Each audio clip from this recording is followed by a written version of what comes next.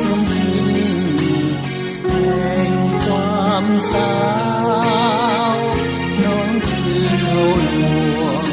ด้วยลมลิ้นลาขี้ขาวสิ้น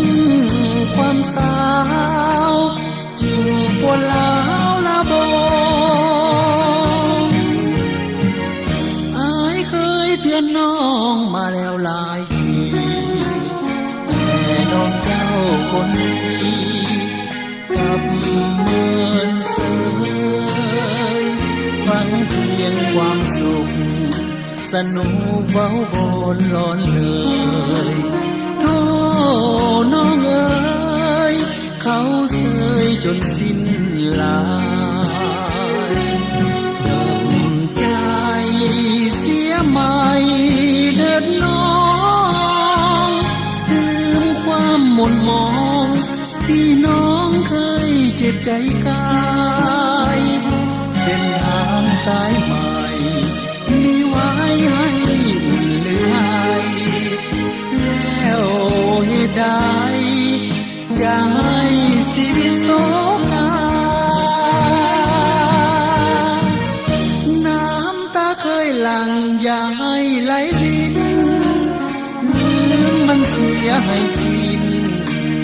เหตุผ่านมาทั้งตัวเสียใหม่ไฟใจห้ำเฮียนศึกษาเรื่องผ่านมาถือว่าเป็นบทเรียน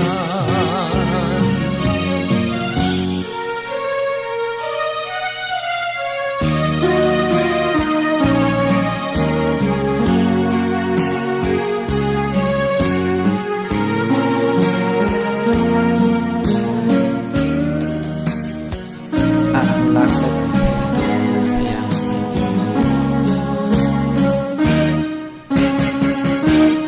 กับใจเสียใหม่เถิดน้องลืมความหม่นหมองที่น้องเคยเจ็บใจกายเส้นทางสายใหม่มีไว้ให้วุ่นเลยแล้วเหตุใดจะให้ชีวิตโศกาน้ำตาเคยหลั่งยายไหลลินลืมมันเสียให้สิ้นเหตุผ่านมาตั้งตัวเสียใหม่ไฟใจห้ำเฮียนศึกษา